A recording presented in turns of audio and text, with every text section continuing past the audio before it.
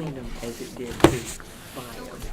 So I say that and then hit this But guy. but isn't You that get that something? first. To buy them at that. Good evening. The purpose of the hearing is to receive public comment, the truth and taxation. Oh, call to order first. Sorry, I'm new at this. Yep, it's all good. So you want to ask Jen to call? Jen, will you please call to order? Mr. Ferrari? Mr. Murba? Here. Dr. Lynch? Here. Mrs. Alcorn? Here. Mr. Pacetto? Here. Mrs. Taliani? Here.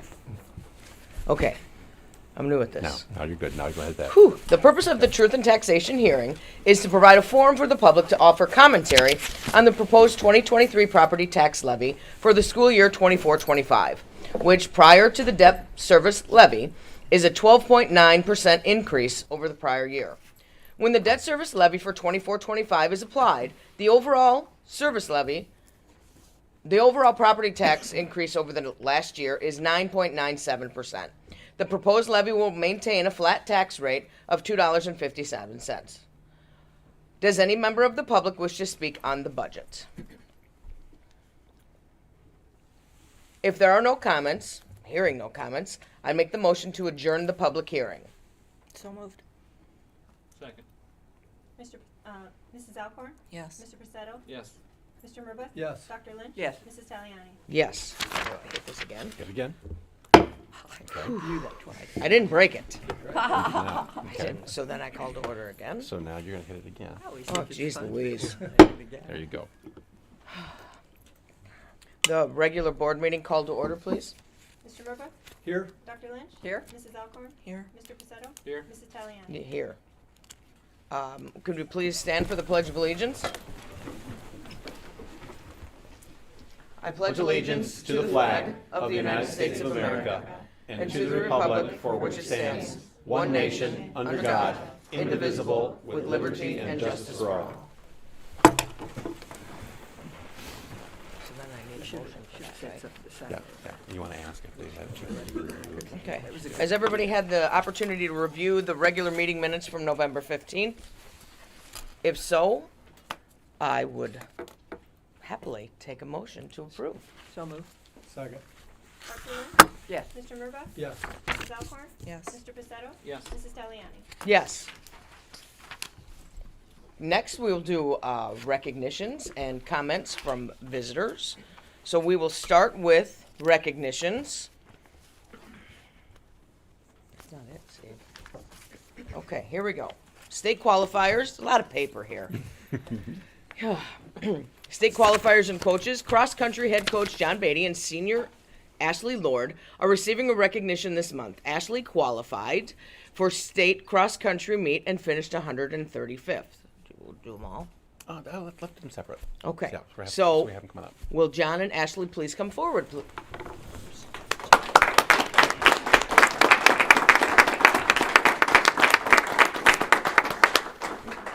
Ashley. Yep. Ashley. Yep. No, you're good. You're good. Thank you. I saw you run. We did. I was there. My grandchildren were running. So cool. What's cool? Normal high. Oh, Congratulations. They were good. Oh, yeah, that's interesting. Really, really proud of you. Very proud of you. Congratulations, we'll see you a couple next time. Nice job. That's Well good done. that you got. Congratulations.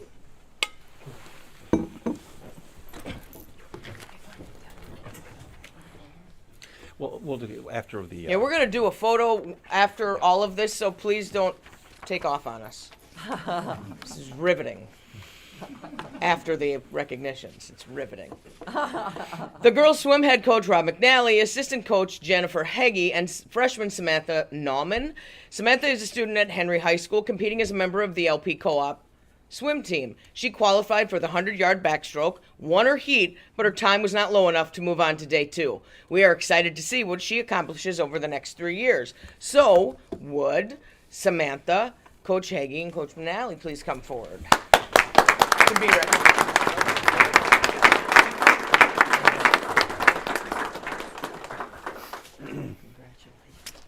Great job. Thank you for supporting swimming at LP. Much Good to appreciated. see you again. Yeah, it's good to see you. Congratulations. Thank you very much, and thanks for the support. It was a lot of fun watching you. Thank you very much. Congratulations. Thank you. Thank you very much, and thanks for your support of swimming at LP. I appreciate that. As always. Got Thank those you. Ottawa kids. Appreciate it. Yeah, no kidding. Congratulations. Thank you very much. Appreciate it. Thanks for the support.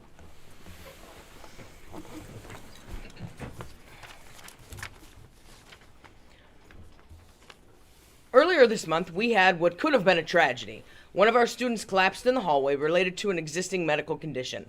Because of the quick and decisive actions of 2 faculty members and 3 students, the ailing student received timely medical attention to avert catastrophe. Science teacher, Mr. Dan Burhart, was the first to respond. He quickly assessed the situation, called 911. Sophomore Gavin Callis notified Mr. Beatty, who had knowledge of the student's health condition, and gathered our school nurse. Junior Amadea Ambler quickly sought out security, who notified Mr. Miller. Senior Riley Dorr notified Mrs. Navarro and Mr. Medina, since she knew that Mrs. Navarro had medical training. Aside from affirming the training our staff receives in handling situations like this, everyone's actions revealed the caring and supportive spirit shared by our students and staff. We are pleased to honor Mr. Burkhart, Mr. Beatty, Gavin, Amadea, and Riley. Would you please come forward?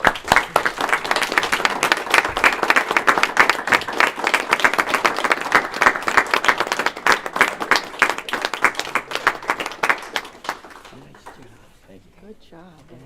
Impressed.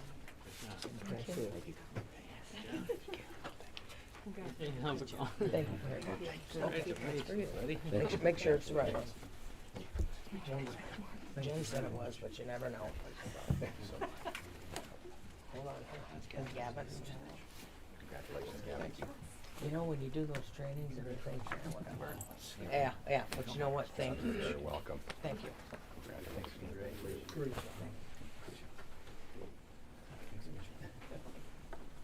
Okay. Pictures. Oh, pictures! Oh, yeah. I never get to do the pictures. You wore my shiny shoes. Yeah, it's not just the gavel, it's the pictures. Now the pictures get her.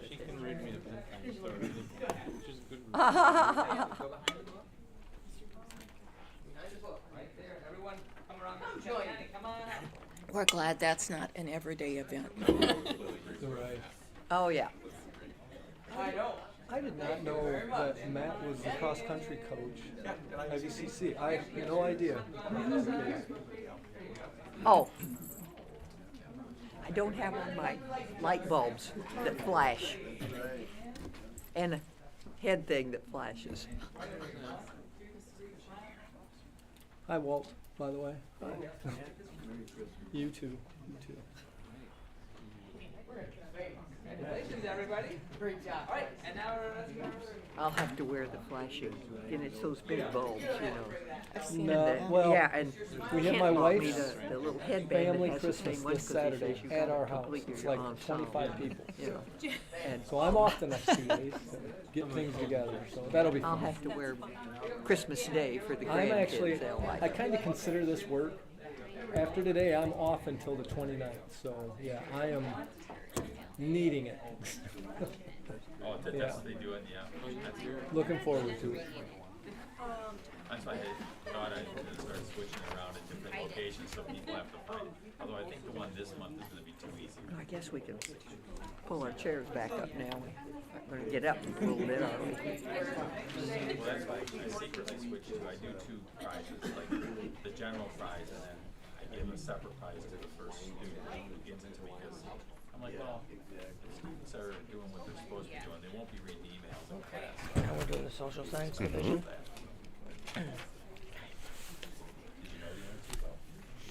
The Social Science Division is the December spotlight. Mrs. Holly Ziegler is showcasing the local history class and specifically the library's local history section. Mrs. Ziegler plans to highlight some of the artifacts discovered during the main building renovation. Mrs. Ziegler. Thank you. So the last time that I addressed the board about my local history class was when it began in the 2017-2018 school year, and it really has evolved since then, so I just want to kind of highlight some of the things that we do in class. In general, local history is a research-based class that focuses primarily on using primary and secondary resources to learn about our past local history. And so since our building renovation, that's really when my local history class really benefited, because we were able to discover all these wonderful primary sources, whether they were in boxes and closets, tucked away throughout the school, or when they tore out lockers. We found a bunch of different artifacts that were behind the lockers. So I actually have one of our units we do is analyzing photographs.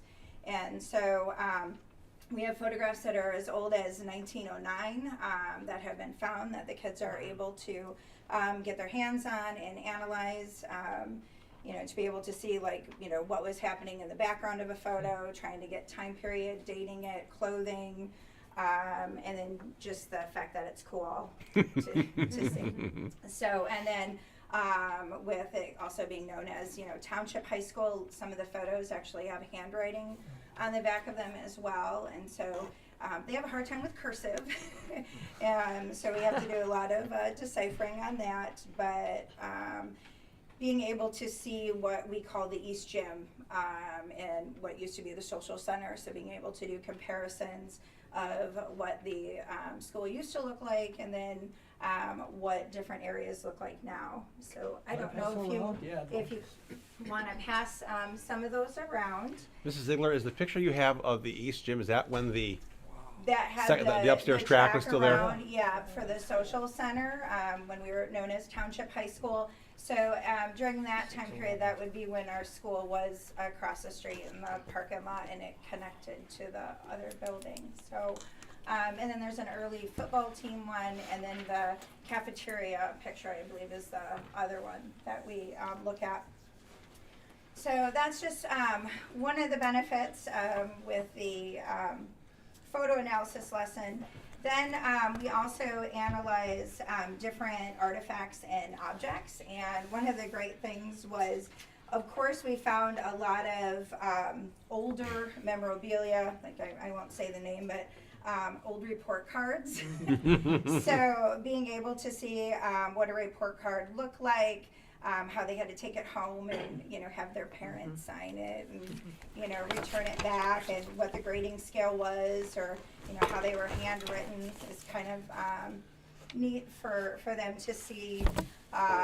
Homecoming spirit ribbons that were found as well, and then a very old homecoming ballot, so you can kind of see how that was found. So the kids find that kind of fun and interesting.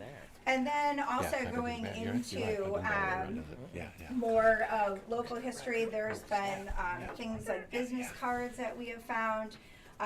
This is a 1955 football schedule that LaSalle State Bank put out, and so it has all like the area school schedules, and along with some of the more famous college teams and stuff.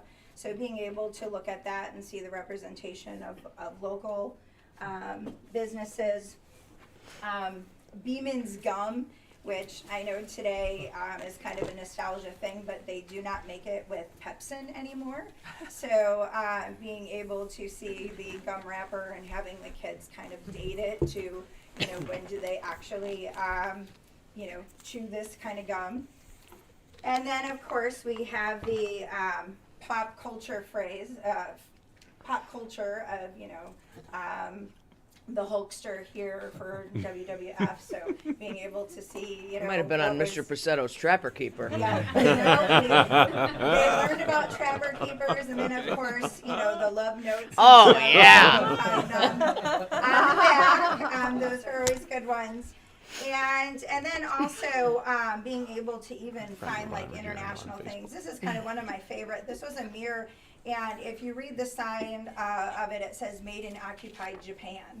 So after World War II, so being able to really see this, and the students could again look and date, the pinup girl kind of on the front. They never really know what the back is, and I'm like, well, it was a mirror.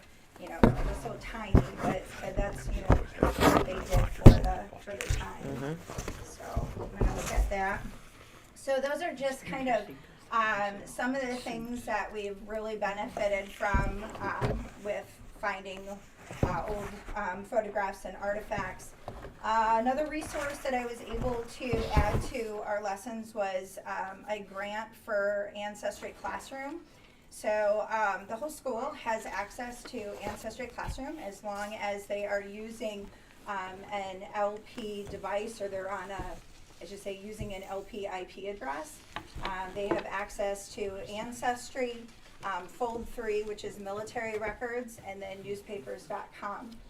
I know that in the social science department, also our sophomore honors level, they do like a genealogy type of project, and they use that for family tree and heritage.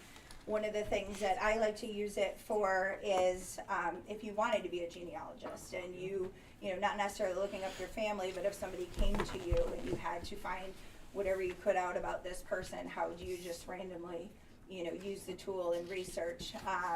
We also had some cool findings on Ancestry. This semester I had a student working with Starved Rock and how it became a state park, and before that, and we were able to find the actual land deed that Daniel had obtained in order to have the land before it was sold to the state. So being able to find those primary sources online were very cool to have.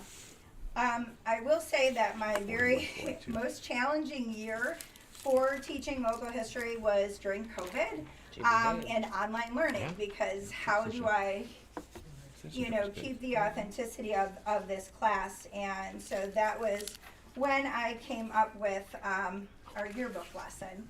And so we're very fortunate that we have LP yearbooks from 1913 all the way to present.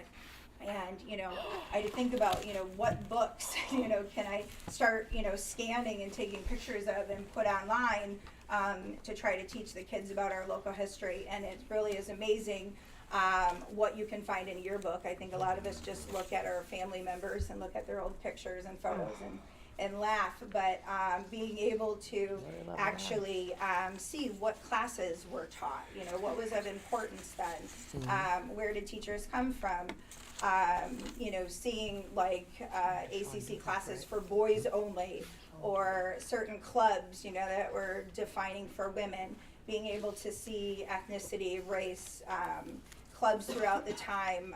You know, we had an AIDS quilt that came, you know, so just kind of seeing the different eras. Some of the yearbooks are great when it comes to current events as well. They might have in there like a whole section dedicated to what was happening in the news that year. And then of course pop culture is always fun. You might have what was the famous songs, or you'll see the kids wearing t-shirts, or you know, different toys or gadgets or different things like that that they might, you know, be playing with in school. So that's always kind of fun. I have them analyze 2 different decades of yearbooks. So with that, we really got into then what the school looked like and how it evolved, to then when we were back in person, they wanted to take a tour of the school. And it was amazing to me how many of my students had never been to all of the parts of our school. Like, they've only been in the main building. They've never been, you know, to the ACC or, you know, sections. And so we started with Mr. Baker leading tours for us and being able to really see the school and checking out the architecture and, you know, what different things, you know, inscriptions mean throughout the school. So they started having like a greater appreciation for our school, which then led us to our involvement with the Naperville Central Exchange, where we team up with our sociology classes, and which we then give my students conduct the building tour to the Naperville kids. And so it's really good to see them, because after they've had the tour and they're kind of proud of our school, it's good then to see them show it off and be able to know the history of our own building. So it really is good for them to show off with pride our buildings. The other last thing I guess I want to point out post renovation with our class has been Mr. Kelty with his our librarian media specialist, with the organization of our library. So, I mean, I know you guys can't see, but if you look down back there, that's my classroom all the way to the back. So the first half, I'm in my room. The second half of the class, we conducted up here in the library. We have access to just, I'm so fortunate, a plethora of local history resources. We have in the locked cabinet back there, city directories that range from the years 1892 to 2008. So again, only people with a key are able to access that, and making sure, because they're very fragile, one of a kind. Obviously we can't replace them. We also have our LP yearbook collection in there as well, from the years 1913 to present day. In the stacks, we have books that are written by written about our local history, along with our surrounding areas. We have plat maps that are over there. Like I said, there was an 1892 plat map, which was really cool. We were able to find again kind of the origins of Starved Rock on there. And then the filing cabinets back there as well are our vertical files. And so we were very fortunate to always have librarians that did tons of newspaper clippings. And so we have newspaper clippings, we have pamphlets, we have brochures that are just filled with anything to do with local history. We don't even really know everything we have because we haven't had time to really look and archive everything. Recently over the summer too, we received lots of resources that were donated by Dr. John Piano, which was wonderful. And in past years, Miss Nancy Mays, when we first started the class, donated a lot of books, and then I know she reached out to me again this year, you know, do you need anything? I'll be more than happy, you know, to provide, to help out. And, you know, working with Mr. Kelty, we're just fortunate that we have all of the resources. And if there is anything that ever comes up local history wise, Dave always purchases it. Or anything I see, you know, he's willing to grab it as well. So we're I'm very, very grateful for our resources. They are very old and irreplaceable. So I'm grateful that my students are able to get their hands on these. So that's it. Wonderful. We had if you have just a couple more minutes, the interesting letter that arrived.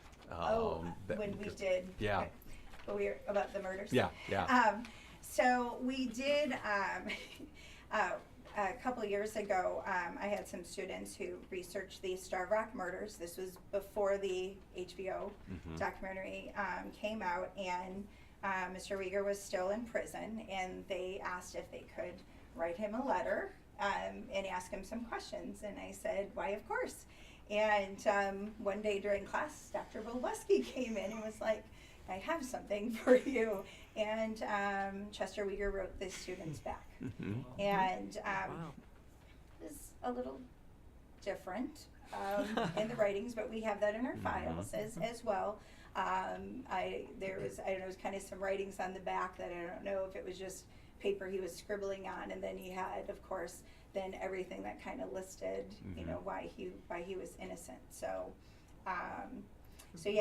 tomorrow we are continuing with our Starved Rock murder discussion and talk. I know that the hair sample, if you guys have, you know, stayed up on, is to a local family. I said, I hope it's not mine. Who knows, you know, so it's still kind of been a great investment by being able to see this. I know that during the parole, when he received parole, we actually were in class at that point in time too, when the verdict came in. So we've had a lot of very cool local history moments that have been in real time. So, any other questions? I would just add that what I love about this class, and this is indicative of a lot of the teachers that we have here, but this is a class too that it really is about kids feeling like you're a historian, you know, and this is the work of what a historian does, you know, and those seeds sometimes get planted, you know, to be able to put you a point of inspiration for kids, whether it just becomes a hobby or if it's something that they pursue a career. I think that's what one of the things I love most about this class. Thank you. Thank you very much. Thank you. No.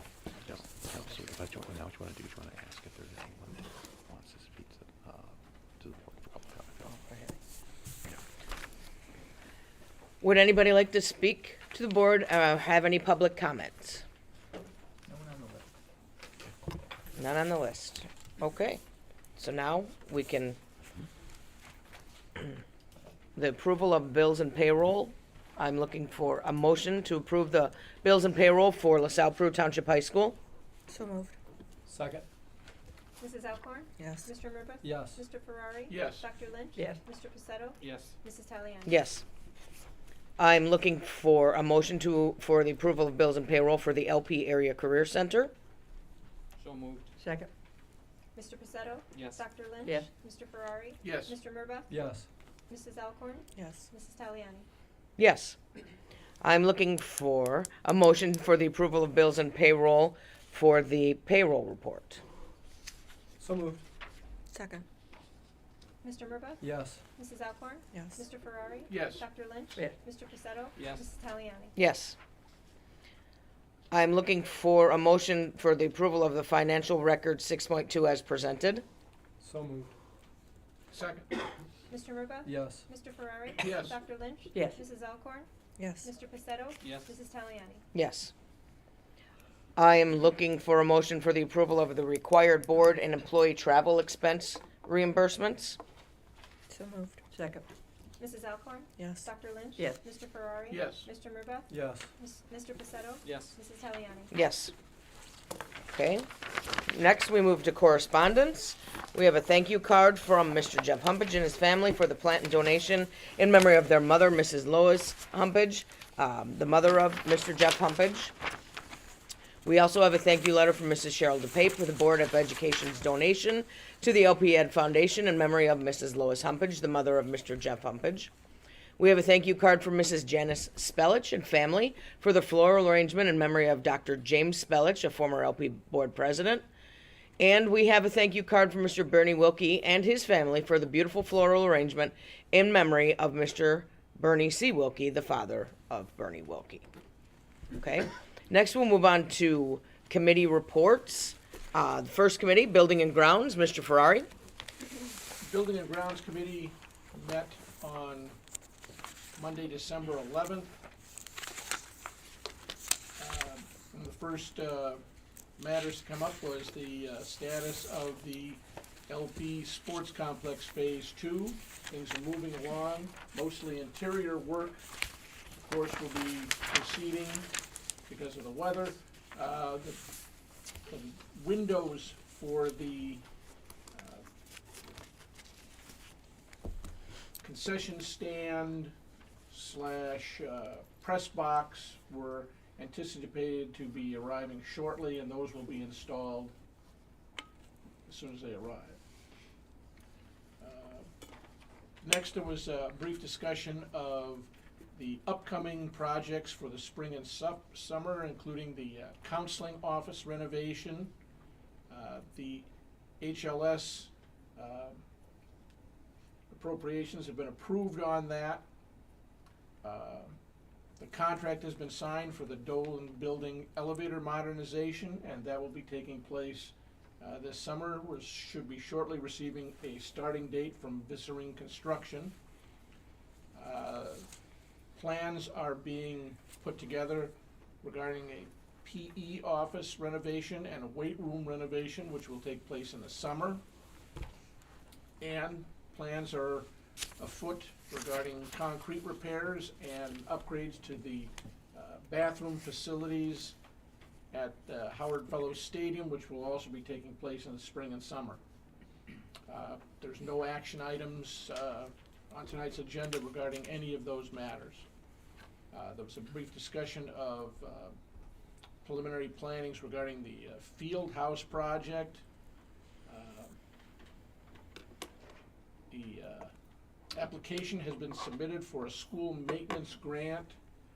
matching funds in the amount of $50,000, which will substantially be put toward the counseling office renovation, I understand. The Select Gym scoreboard has been ordered, should be arriving sometime in the spring, and people from Daktronics will be here once it is installed to train personnel on the use of that system. They're still working on the phone system replacement update. They've got 2 local vendors who are looking at our system and maybe making proposals. There are security cameras for the sports complex being considered. And there was a H2O on the go grant awarded, and that includes water bottles for students and staff and a bottle filling station. And I think we have Mr. Tominello to thank for that. He was substantially involved in getting that from Delta Dental, I understand. And that was about it. There was a lot of discussions of projects coming up in the future, but nothing that requires action of the board at this time. Perfect. Does anybody have any questions on the board? No? Thank you, Mr. Ferrari. Finance Committee, Mr. Murphy. We met on December 11th.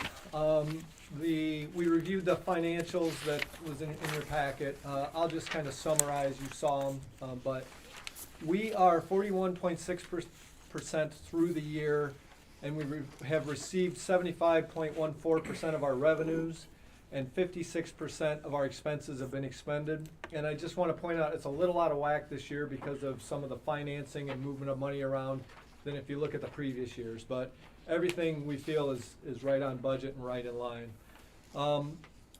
We also then discussed the tentative levy and the recommendation for that. Nothing had changed. And so obviously we still support that.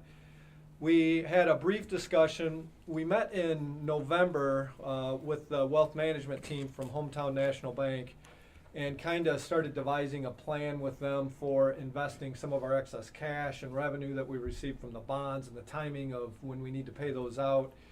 And Steve basically gave us an update of that plan and what they're planning to do and how they're structuring things, and it was informative and a very sound plan. As you guys know, I mean, rates are pretty decent right now, so it's important to maximize what we can investing in things and having it structured properly for our cash flow. So I think they've done a really nice job. We talked about the bus contract renewal, and that is an action item that we recommend approval of, and that's on the agenda tonight. Also, garbage removal, same thing. We recommend approval of that, and we kind of went through that. We also discussed the LP Sports Complex Phase 2, the update on that and the status report, and the potential for the phone systems, and that they were being evaluated, and we would have some action items on those in the near future. And the final thing was the security camera update also that Gary mentioned that will be coming down the road. So I believe that was it. Okay. Anybody have any questions for Mr. Murbaugh from the board? Okay. Programs Committee, Dr. Lynch. At the December 11th committee meeting, we received updates on a number of items, and we are recommending 3 items that are on the agenda tonight for board approval. First, we are recommending board approval of the Caval Care ME3 program, sponsored by Marcus Energy. Briefly, this program provides financial incentives to encourage students to set goals and improve their academic performance, and it targets underperforming or at-risk students. It has been successfully offered at Putnam County, and Marcus was wanting to work with a bigger school and a bigger pool of students. The students would be mentored, the students selected for this program, and initially it's going to be capped at 100 students, would be mentored one-on-one by an LP teacher or other LP employee who would help them set goals and would monitor their progress. Marcus will pay the students for attending all of their meetings with their mentors and also for meeting one or both of their goals. The mentors, the program administrators will also get a stipend from Marcus. So, is there anything else about this program? We're just excited about it. Yeah. Yeah. Secondly, the Programs Committee is recommending approval of the 2024-2025 program of study. Most of the changes in that program are very minor and just little updates and wording kinds of things. But one of the things in there that is a little more, among the more significant things though, it does indicate that all dual credit classes will be weighted in the future since students receive college credit for those classes. And our third recommendation is also related to the program of study because in it mentions a new PE class, and we are recommending approval of that class, personal fitness, and it focuses on strength and conditioning, obviously, and it's a sophomore level course. Now, in addition to those action items, we heard a number of updates. First of all, we heard about the InterQuest Detection Canine program, which will be utilized here in the spring semester on a trial basis. At our meeting, Kate Lance and Officer Martin explained the program and the need for it at this time. The problem is that the local police departments just don't have the manpower or the dogs they used to for drug detection. So InterQuest Detection Canines can fill that gap. And their dogs can also detect cannabis and alcohol and so on. A real plus, I thought, was they explained that when the dogs are not working, we were told they were very friendly. And so people can interact with them, and typically that's not the kind of thing you can do or supposed to do with those canines now. And when InterQuest comes, they typically come in for a 4-hour stint in the school. Another plus is that they can provide education, for example, going into science classes and helping with that. That will be interesting. And again, to give it a trial this spring. Anything else?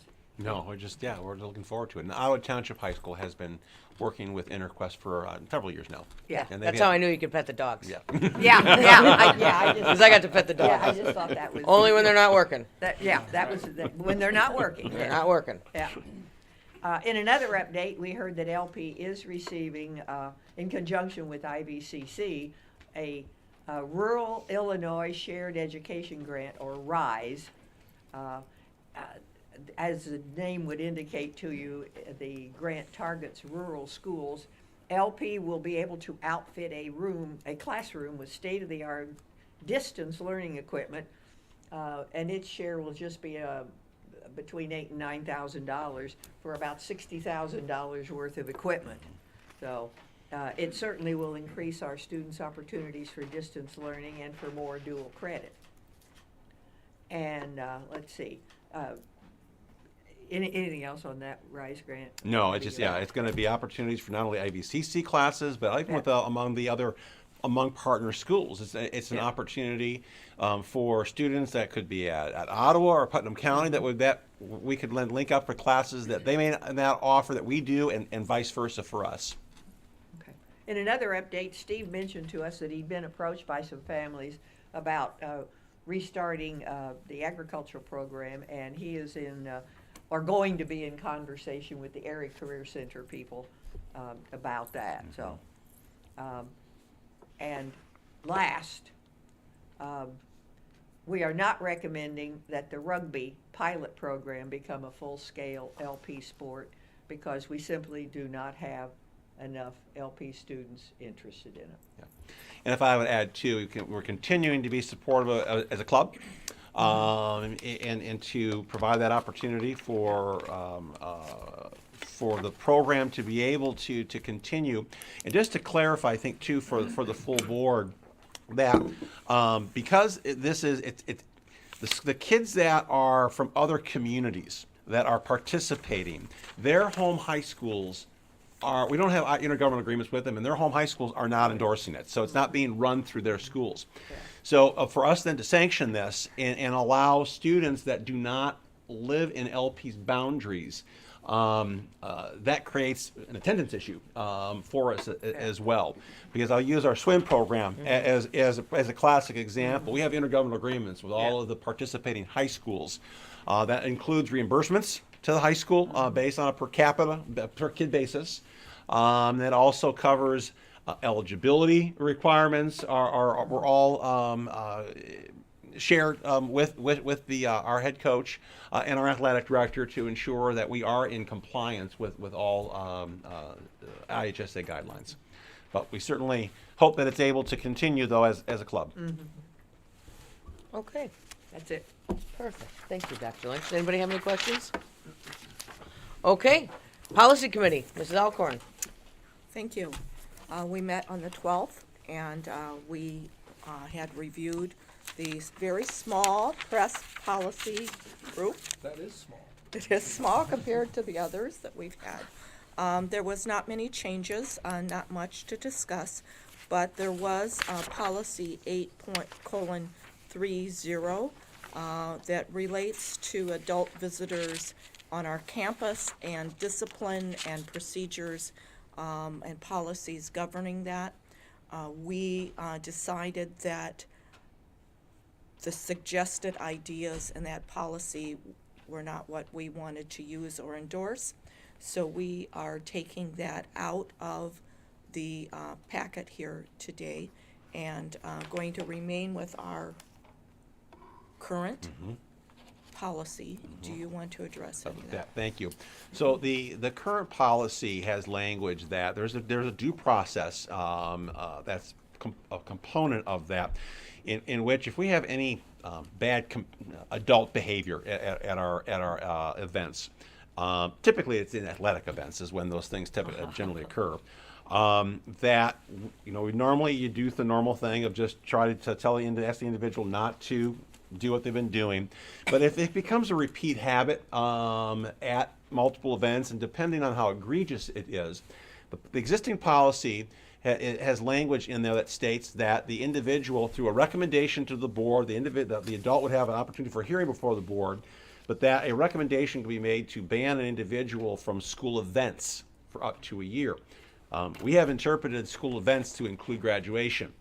Quite frankly, it's a lever. It's probably the most viable lever that we have if we ever had to get to that point. The proposed policy limits the scope down to just a ban of other athletic events. And our feeling is that limits and reduces the ability of administration to be able to remediate the behavior and to be able to have a leverage point, for hopefully a family member would not want to miss their child's graduation ceremony. So that's our rationale for that. We consulted with Walt's office as well on that, and he affirmed our position as well to maintain what we have. So we recommend that all the policy changes or in the documents be approved tonight except 8.30. Okay? We're going to do that. Next thing we talked about was student cell phone update, and this administration has a plan in place where they are going to conduct studies and surveys in different groups in our area. One will be the student body, one will be staff, one will be parents, business leaders, and schools, other schools, our feeder schools, and other schools in our region. What are they doing about cell phones, and what is their policy, and how is that working? And then they will come back with a recommendation sometime to be determined. In the spring. In the spring. Yep. And so that is going to begin to happen. And maybe we can talk to kids about better communication skills and time management and those kind of things in regards to the use of phones also. So, good luck, huh? Yeah. Thank you. So that is going to be happening. And then finally, there was a final exam waiver policy that is being worked on, and changes made to go back to a policy that we had years ago that they're going to we'll have a recommendation Right. coming forward. It's still working its way through the committees. Yes. And that was it. Thank you. Does anybody have any questions for Mrs. Alcorn? Okay, thank you, Mrs. Alcorn. Okay, Dr. Robleski with a III conference debrief. Thank you, Mrs. Taliani. So one of our customs and practice is the board meeting following the III conference is an opportunity for those of us that were able to attend to be able to share some of our takeaways and reflections. And this is a nice opportunity as well, I think, to be able to also kind of demonstrate the amount of learning that takes place by every member of the board, as well as the other attending administrators and staff members. And so, if you don't mind, I'll kind of kick us off. But what I'd like to do is ask everyone that participated, if you want to just take as much time you feel you need to be able to share what some of your highlights were. And I think probably the thing to really kind of focus on is that there's so many good sessions. But I think it's always good to be able to identify, maybe at a gathering like this, like what's maybe the one or two nuggets, that really kind of stuck with you, with each of us, that we feel it would have real bearing on what we do as an organization. So the sessions that I want to attend that really impacted me was one of our General Assembly speakers. And it was actually they were all good, but it was the second day, the second General Assembly speaker that his topic was finding your origination point. What I really liked about it, though, is it really impacted kind of my thinking on our strategic plan, and particularly having recently adopted the two district goals. And how do we? To me, it's all about how we frame things, and the language that we use, that one, it helps to provide a sense of inspiration, and it also kind of serves as sort of post holes, for how we can connect action items, to that. So, a draft framework has been created. Right now it's at the admin level, and so we're still kind of framing that out. But what I'm excited about is that Mrs. Cushing and Mr. Gibson recently received the action item recommendations from the staff, getting their ideas on how we can attack the attendance and graduation rate goals. So we're looking forward to prioritizing that, but how we can take the components of the 120 promise and to organize it in a way that, we kind of think about the 30 second, the 30 minute, or the 3 minute, speech, like the 30-minute elevator speech. Mm-hmm. We want to be able to organize this in a way too that it's going to equip board members and conversations that you have, but also for our staff members, and ultimately where we want to get this drilled down to, and I know Mrs. Cushing has expressed this on several of our meetings, is we want our kids to be able to articulate this. And so it's really important that anything that we're doing related to school improvement, it's all hands on deck, and it shouldn't just be a handful of people. So I was really impacted by that. And then the trends in collective bargaining session is always very, very helpful to be able to get a statewide perspective on what districts are seeing and experiencing as they begin to move into collective bargaining with their respective employee groups. So those are my highlights. I'll go next. Okay. Okay, so I learned that not everybody's a teacher, and I sometimes need to remember that when they're presenting. Not everybody's a teacher, Sally. Not everybody's a teacher. Okay, so that was a struggle for me at times, because I was like, come on. But my favorite of them all was the first general session with Dr. Terrerai, I believe I'm saying that, Trent. It was feel good. It was coming from nothing. People telling her she couldn't, do anything, and she said she was going to have her bachelor's and move to America, bachelor's, master's, and doctorate, and then that she didn't. It was an absolutely wonderful story. And as a special ed teacher and now a special ed administrator, that just pulls it. That gives me all the feels. So. Yeah, I went to some other ones, but we're highlighting my fave. That was it. She was amazing. She was She amazing. was amazing. Okay. Ta-da. We need to have like a koosh ball, or one of those balls we pass around now. It's awesome. Oh, well, how about we do this? Jennifer. Well, I attended the Administrative Professionals program, made up similar where there's different sessions that I could choose from. My favorite, and last year as well, was always the keynote speakers. This year it was Debbie Gross. She was the former executive assistant for past CEO of Cisco. And she wrote a book called Office Rockstar Playbook, Making the Right Play to Become an Office Rockstar.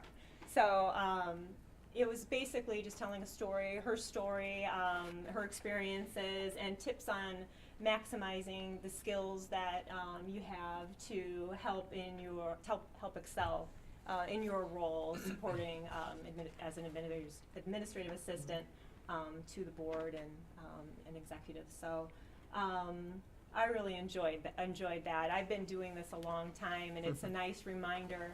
And a nice reset, gets me excited again, to take something from it and then apply it to what I know to do better and to assist, because we're all here for the same reason, for the betterment of this, it helps kids and the district and the community. So I really enjoyed that. I enjoy also, I think just, we're all committed in what we're doing, and being able to talk to all of you on, personally get to know you a little bit better. I think that also helps in the roles that we have here, doing a better job too. So I enjoy it. It gets me excited again and just like a refresher. So yeah. Okay. I've attended other ones. It wasn't just that. Highlight there. You gave us the I highlights, gave the Jen. highlight. All right, Scotty. All right. Well, I attended several of the smaller sessions, and since I'm new to the board, I've been to these conferences before when I was on my other school board. But so I went to one that was a new board member, basically the administration accepting the new board member, reaching out to the new board member, which, I mean, these guys have been wonderful, and ladies have been just wonderful. And the communication is key, communicate everything to each other. That's why we're here, is to communicate and talk through things, and that honestly was my favorite one. Okay. Mrs. Alcorn. Well, the highlight and what took so much of my time was the delegate assembly. I am on the Starved Rock Division chair of policies, and so I spend significant time at meeting for meetings and going to Springfield and meeting with state policymakers and other board members who are making decisions. And so this is the culmination of that every year. And so it's a big piece of work that I go up there and I work to help manage and facilitate that. It's democracy in action. Everybody has a different idea and they want it done, and so there's rules of order, there is policies, there is some hot topics. You wouldn't believe things so small could be so hot, but they kind of get that way, and they're controlled by the chair. And so I always appreciate the democracy in action part of how we get to things and what we do. So that was a big part of mine. Simon Kempworth has been the president for 2 years, and he was he had to step down by policy, so he had a speech, and he's done a great job from Peru Elementary, and so I was very proud to be there and to be with Simon and be part of that. The one session that I went to that had an idea that kind of floated up was in our strategic planning. We talked about being more part of what goes on in the school district, attending things that are happening. We all have busy lives. We all are doing our own thing. We go home, we're tired, we sit down in the chair and put our feet up, and if we're not committed to something, we're probably not going. And that's the honest truth. So what I got from this conversation in this session was that some schools make their calendar out with all the different events, not just sports, but arts and clubs and all those kind of things. And then board members can look at it and look at their schedule and their commitment and their interest, and then sign up to be attending that thing. So you're making a personal commitment that's meaningful to you and that you would be part, and then we could be part of that bigger picture of attending. And I'm assuming that you're all going, so I'm staying home, you know? But it doesn't happen that way. So it was one of the ideas that I thought I'd bring back, and we can discuss it later and seeing if that would have any merit in our school district as far as making commitments to be at functions that we can schedule, that we can build into our schedule. We know that we're committed to that, so we're not going to overschedule that. That was what I got. Thank you. Okay, Mr. Ferrari. Last year, I concentrated on attending seminars that dealt with school finance, because that's not an area where I have a lot of knowledge. Rely on Matt for a lot of that, but I thought I should get to know some basics. This year, I concentrated on seminars dealing with the search for a new superintendent. Our superintendent will be retiring in a couple of years, and so that's something that we're going to have to start looking into, because we haven't had to look into it for over a decade. And so, Thank you for that. it's going to be a major undertaking for the board, assuming I might still be on the board in 2 years. But it was interesting. There's different theories and different approaches. These unit school districts that have several grade school and middle school districts and the high school all as part of one district, they have the opportunity to promote from within. So they might have people that have the qualifications to become the high school superintendent among the principals or the assistant principals at any one of those other schools. We don't have that. So that makes, but it's very interesting to listen to how they think that that's a superior way of doing things, rather than be looking to from the outside to try to find someone. And they highly recommend, they think that promoting from within is the way to go. And they said even if you just have a single school, you should be encouraging your teachers, your administrators in your school to get their masters, to get their doctorates, to be able to apply to move up either with your school or with some other school in the future, because it makes your school look good that one of your people was hired to become a superintendent elsewhere.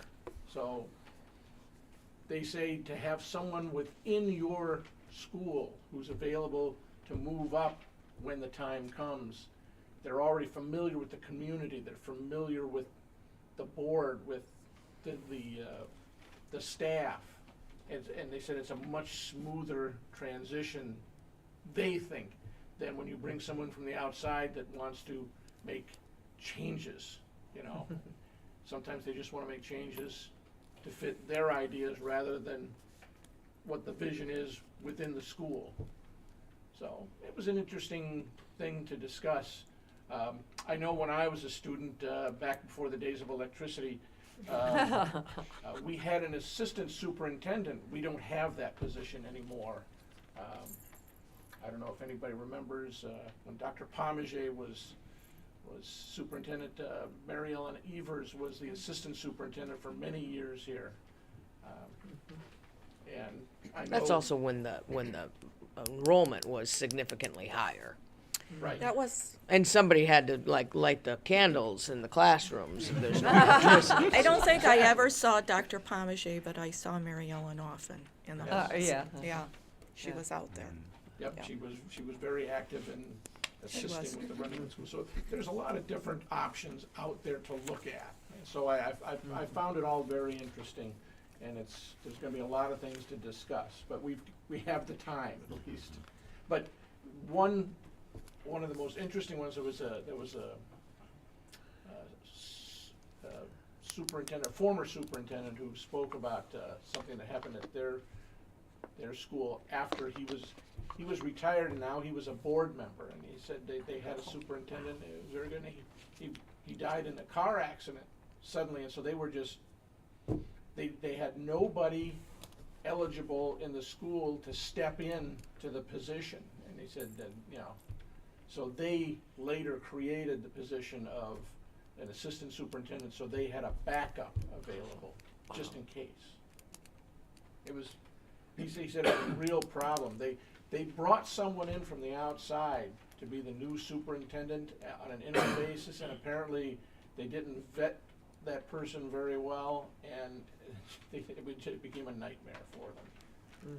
So that's why they went with that system. But you hear different stories from different districts and different ideas, and it was very illuminating. Illuminating. Okay, Mr. Murphy. I was in the same one. I looked around and there were you and Greg sitting behind me. The one thing I'll add, Gary, I hope you don't mind, but they did say about that, being local, but they still really recommend doing the search process. Because you might find a candidate that's just blows you away, right? So I think it's important. And the other thing, right, Gary? Start early. Yeah. Start early. Don't dilly-dally. But that, I'll talk about another one since you were in this one too, I think. The legal review, you can't make this up. I mean, just some of the stories of the legal issues that school boards and schools have gotten into are just amazing. And technology's creating some of those problems, with the kids with technology.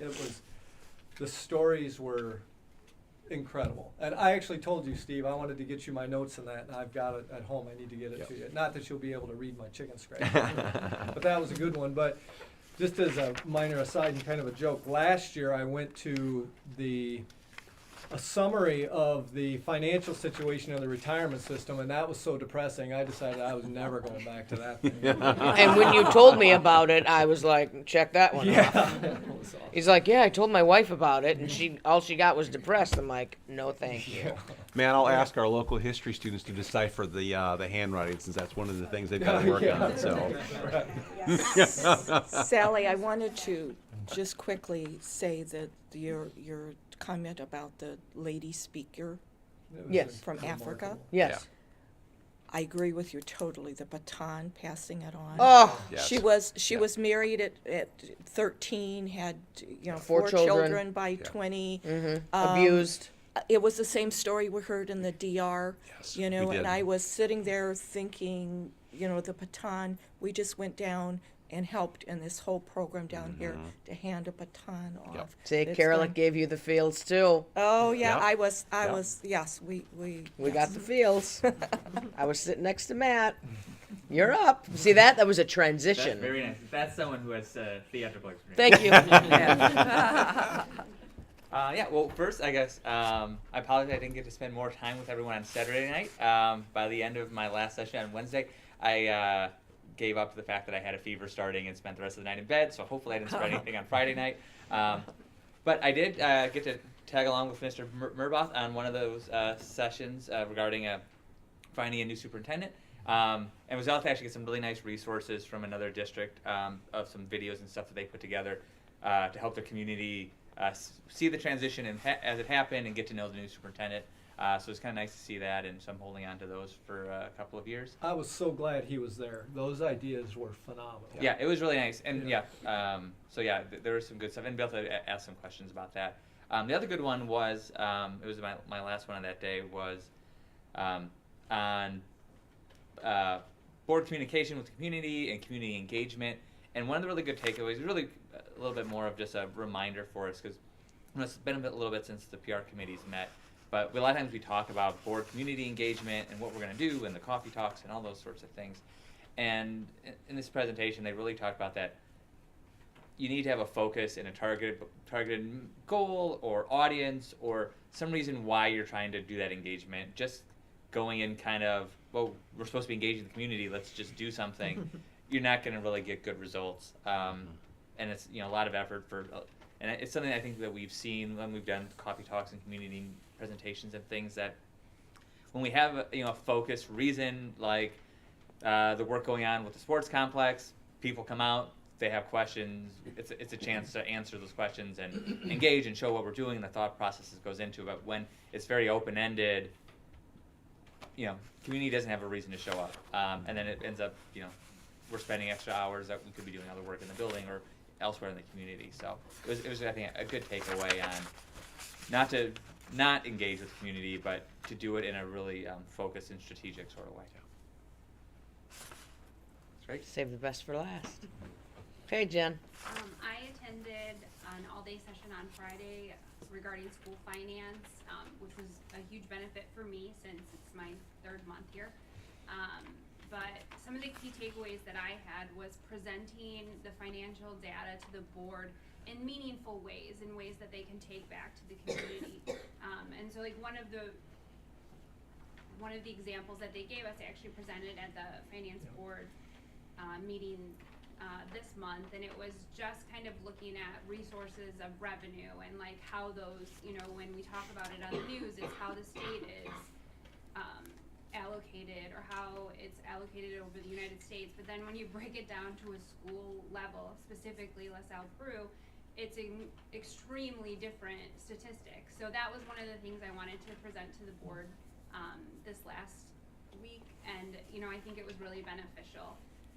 The other thing was more from like a human resources standpoint, and the speaker brought up, she talked about a Tell Me Tuesday. So she implemented that in the school, and it was a whole block of 4 hours that she set aside, for any of the staff members to come in with problems or questions. And I just thought it was such a great, thing that, maybe we can work towards, in the future. So those are my key takeaways. Okay. Can I add one more thing, Sally? Of course. You mentioned Simon, and Simon, I know everybody probably knows him, or a lot of people have a relationship with him, but he's been a personal friend of mine for probably 20 years, and I went up to his suite after one of the nights, and he had kind of a gathering. I probably talked more policy, strategy, and everything else up there with him. He's passionate. He's passionate. And he's been a great president. Yeah, We've been lucky yes. to have him. I've enjoyed working with him, yeah. That's all I want to say. Yeah, his little speech gave me the feels too. Yeah. I would agree with that. Yeah. Yeah. And his wife's name is Sally. Yeah, right. Yeah. So he's smart. Okay. Administrative reports. Dr. Robleski. Thank you, Mrs. Taliani. Just one other point that I want to add on the discussion for our proposed levy is that we are recommending a flat tax rates from last year. It's $2.57. That's what we're presenting this year. But I want to also emphasize, though, too, that many of us in this room probably also received notifications from the assessor's office that the county has gone through a reassessment. Yep. So I think it's really important that I think it's a point of pride that it is a flat tax rate. But taxes are going to increase. Mm-hmm. But it's not because of what we're doing as a school district. It's because the value of our homes are increasing. And so, and I just think that's also kind of important as we engage with people and if these topics of conversation come up.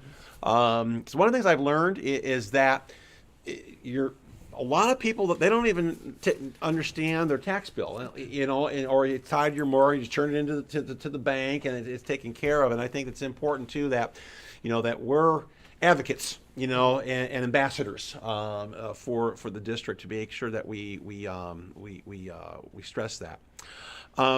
We are applying for a National School Lunch Program equipment grant application. I really want to give a lot of kudos to our Director of Food Services, Mr. Bobby Riahi, and our Business Manager, Jennifer Doze. They really took the lion's share of the narrative portion of the grant. And so that has been submitted, and Mr. Riahi is looking to purchase a gas tilting skillet braising pan. It's going to provide opportunities for more stir fry, soups, ragouts, actually some more culturally diverse products that we're making. And I know you're all aware of just the amazing things that are taking place in our school cafeteria. The request is $30,080 and 60 cents.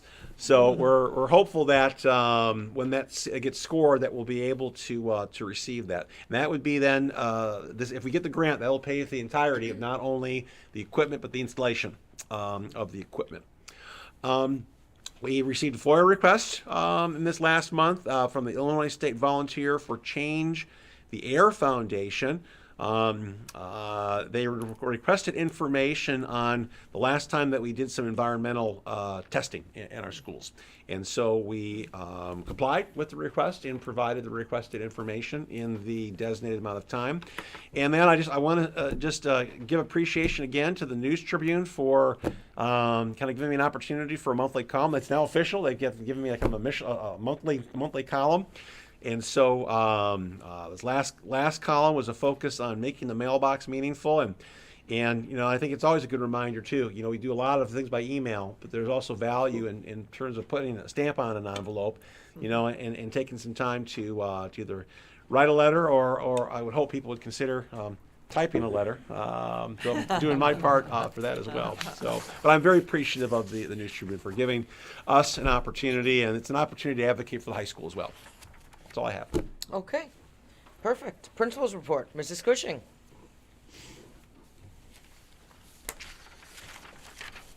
Good evening. My board report contains several of the annual updates there of things we're working our way through. But I'll just focus on a couple of the new items of interest there. One new thing that is rolling out this year is in response to the Accelerated Placement Act. At the high school level, we're required to have auto enrollment, which means that every student who has met or exceeded on their state assessments will automatically be placed into the next highest level course in that particular area that they tested on in the state assessment. So that is a major change for everyone involved, all stakeholders, from students to parents to our teachers, our counselors. Everyone is going to have to adjust to that.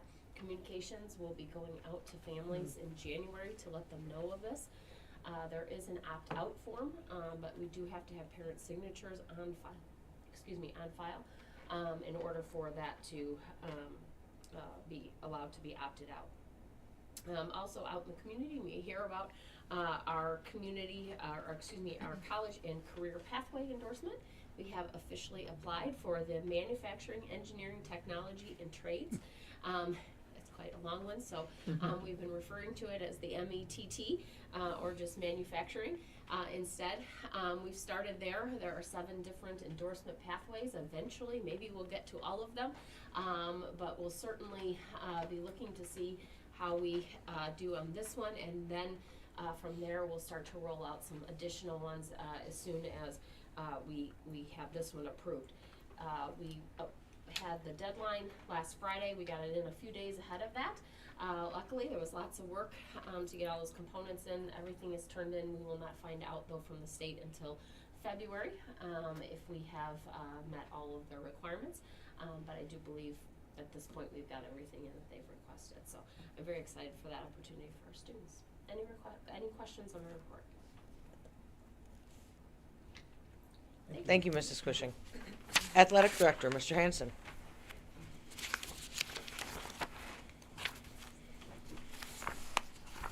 Thank you. Been a lot going on since the last time we spoke, so all of our winter sports are underway. We did have a great choir and band concert in early December, but couple key things on here that I think worth noting. We did have a player eclipse 1,000 points in basketball, Josh Seneca, so he became the 19th player in Cavalier history to eclipse that mark, and we're just keeping an eye on how high he can climb here in this last 20 or so games. So if he stays on track, he could be in the top 5 when he's done. So good for him. And then our girls bowling team is really off to a really good start. They've won both tournaments, and if you look at their scores compared to the rest of the state, they really have a chance to do something special. So I'm looking to keep our eye on them and see how far they can carry us in the near future. In your packets, there should be a report. Kind of recaps the fall season. I just want to touch on a few things in there. We did have 351 registered athletes, and my hope is like this data will become more meaningful as we can follow it year after year. So this is the first year for this data for me to look at, but you know, that's 30%, roughly 30% of our students were involved in the fall. That, to me, that's pretty good. Hopefully we can increase that a little bit, but there, you can see there the free and reduced numbers and how that compares, and I'm curious to see how that 20% looks in a couple years. Personally, I think that's a pretty good number for free and reduced because being involved is costly. Not just the hard costs, but also the soft costs of being involved with transportation and time and getting the off-season stuff. So I think that's a really good number there. And then the list of the rosters, and then I tried to highlight the key awards on each team, and I won't go through them all, but we did have 13 all-conference athletes in the fall in the I-8. We had 9 all-news trib athletes. And then we did have 2 athletes of the year, so in the fall season. I think that's something that is a good trend, and hopefully we can continue to do that in the winter and spring season. But yeah, this format is, I mean, I kind of was winging it. I hope it's easy to read. I think it'll be easy for me to follow next year, like trending team-wise. Are we trending up and down? I can do it on individual team, individual roster, and keep the coaches' records in there. So it'll just kind of be a point of resource for me and hopefully for you guys as well. Yep.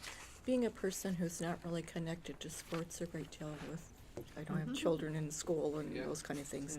I was impressed and felt more connected to our sports program through this. Thank you. Thank you. Well, I just want to say, so I appreciate the holding up kind of what our participation numbers and the makeup of those numbers are as it relates to our total school demographic. I think that's a great comparison, and I think it's helpful then too for Mr. Hansen as he's working with the coaches, as not only the coaches, but it's really the entire staff. You know, as we look at, we want kids to find a home, we'll find their tribe, you know, and I know these numbers here represent just our athletic programs, and we're working on how we then can also kind of present the clubs, activities, you know, in that, because we're going to have kids that are not in this, that are doing other things. And so I really do want to thank you for the amount of time that you put into being able to help us be able to put these numbers into context as well. That's it for me. Any questions on any of this or anything else? Tennis player of the year, proud mama back there. Okay. Director of the ACC, Mr. Mencken. Good evening. Just wanted to include a few things right off the bat that didn't make it into the report because they occurred within the past 3 days. Some very good news. We are looking at our aviation kids who will be going on December 26th to take their drone licensing exam. We have 8 students going to Naperville that we set up today with getting their vouchers so they can go out there. And so we're hoping for a very good result. It'll be the first time we've attempted that exam, and so we're excited to see what we produce from that one. Additionally, had some reach out from another community employer out of Washington, Blue Near Builders, who wants to partner with our building trades and residential wiring class. Nice compliment to, we're already working with FBI as well as a number of the other local places to get those particular kids attached to potential places to go once they graduate from here. So as we work through that, we'll give you a praise of where we go with that. I think it's paying off in a lot of ways with the work that they're coming in to do with the kids. As you'll see, our first 2 students of the month, Paige Smovich of Hall High School and Beatrice Ars of LP here, outstanding students to say the least. But when you talk to them, you also see that their soft skills are so finely developed, and all the teachers, and particularly we don't often think about it in terms of like the welding class and stuff, but Mr. Villarreal, Mr. Burr, Mr. Lee have been doing a lot of work with these companies that come in to build those things. And when you talk to the kids and see what they do and how they interact, I think it's paying off. You can see the growth in that to complement their already growing skill set. I also wanted to compliment both our auto program and the culinary arts program. We had inspections, the county health inspection, culinary arts went off remarkably well, just some very minor notices. Found out that we can't leave ice cream toppings out for longer than 4 hours. We have to throw them away. So that was the only notation that we got. Otherwise, the facility was operating great, and that goes to Mr. Tominello and his crew that worked with Mrs. Terzin. We just had the lifts inspected on Monday over in the auto shop, came through those with flying colors too. So nice to know that the equipment is being well maintained.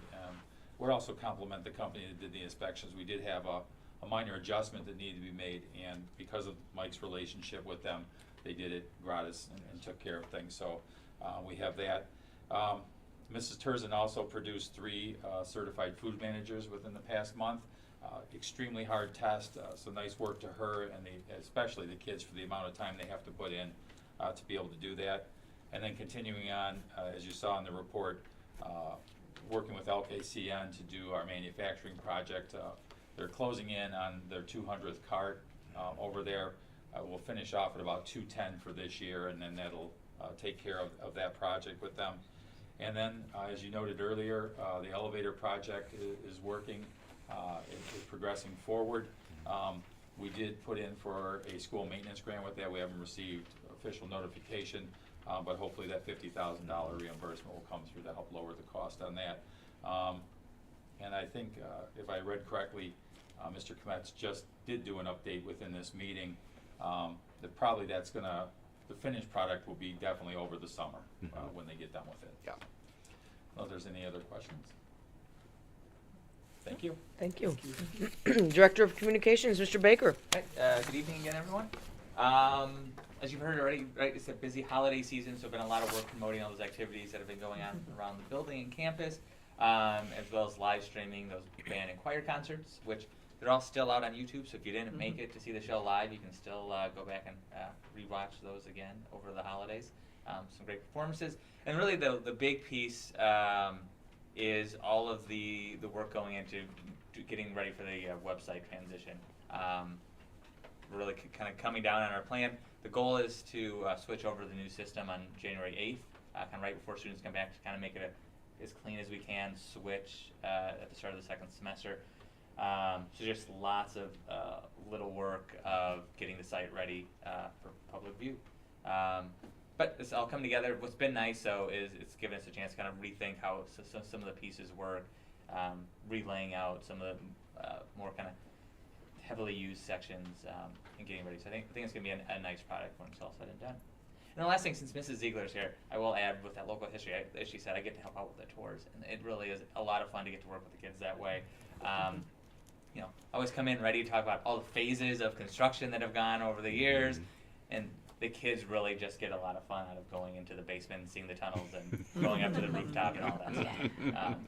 But it is really cool that we get to do that with them. So that's all. Unless you have any questions. Well, all right. Okay. Thank you.